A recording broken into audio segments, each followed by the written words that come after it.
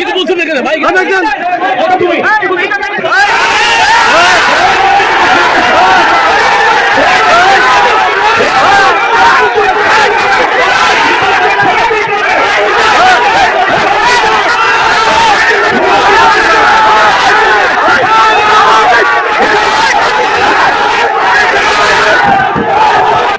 আমি বিল্লাল সাবেক chairman Billal chairman বলছি, আমি যেটা বলবো সেটা হতে হবে, তাফসীর কোরআনের পরে বক্তব্য হতে হবে।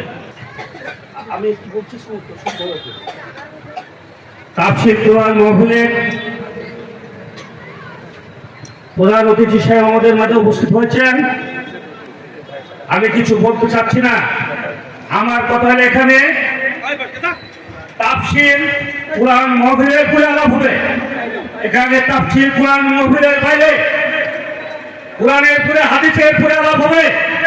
হাদিসের বাইরে কোন দলীয় আলাপ হবে না।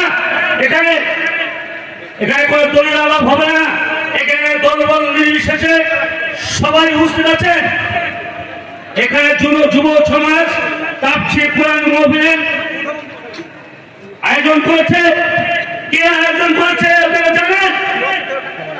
সব জানেন আপনারা। এখানে বিশেষ অতিথি অনেক বক্তব্য দিয়েছেন। এখানে দল করতে আসেননি আপনারা, তাফসীর কোরআন মাহফিলে বক্তব্য দিতে এসেছেন। তাফসীর কোরআনের উপরে আপনারা বক্তব্য দেবেন। আন্তর্জাতিক তাফসীর কোরআনের উপরে বক্তব্য নেবেন, হাদিসের উপরে যদি বক্তব্য নেন তাহলে এখানে কোনো বক্তব্য হবে না। আমি বিল্লাল সাবেক চেয়ারম্যান বিল্লাল চেয়ারম্যান বলছি, আমি যেটা বলবো সেটা হতে হবে, তাফসীর কোরআনের পরে বক্তব্য হতে হবে। এখানে কোন দলের, এখানে কেউ বিএনপি করতে আসেননি, কেউ আমেরিকার বক্তব্য দিতে আসেননি, এখানে কেউ জামাত করতে আসেননি, কেউ শিবির করতে আসেননি, কেউ ওলামা দল করতে আসেননি। আপনার হাদিসের পরে বক্তব্য দিতে হবে।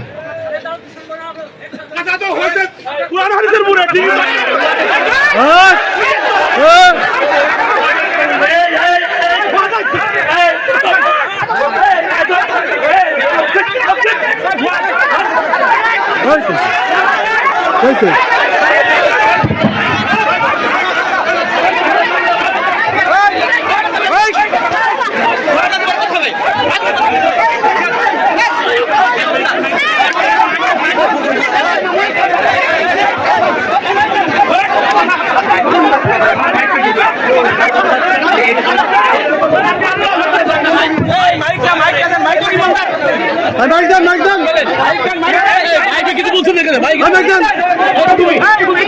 আপনি তো ওদেরকে হাত তুলেন কেন? আপনি কেন হাত তুলেন? আপনি সাবেক চেয়ারম্যান, আপনি হাত তোলার সাহস কোথায় পেলেন?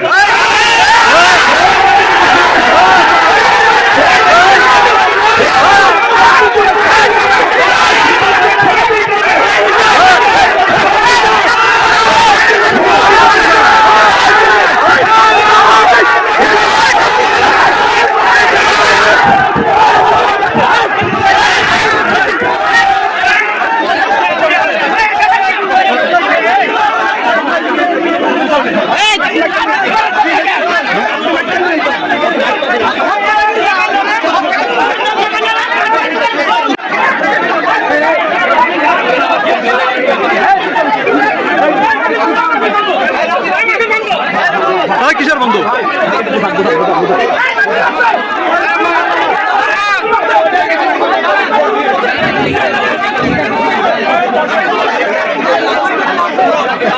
আলহামদুলিল্লাহ। ভাই আমি সবাইকে অনুরোধ করছি, আপনারা সবাই বসে পড়েন। জি, সবাই বসে পড়েন। মেহমান স্টেজে উঠেছেন, তিনি অবশ্যই আলোচনা করবেন। আপনারা সবাই বসে পড়েন, ভাই আলোচনা করবেন, সবাই বসে। হঠাৎ করেই দেখি সেখানে এক চেয়ারম্যান, নাম বিল্লাল চেয়ারম্যান। সে সাবেক চেয়ারম্যান ছিল ৭ নং ভোগলবাড়িয়া ইউনিয়ন পরিষদ দৌলতপুর। সেই চেয়ারম্যান হাত মাইকের মধ্যে লাগায় উচ্চ কণ্ঠে বলতেছে, আমাকে বলতে দে। একজন আলেম বলতেছে, চেয়ারম্যান সাহেব আল্লাহর রাস্তে মাফ করেন, আপনার বলা দরকার নেই, বললে ঝামেলা হতে পারে।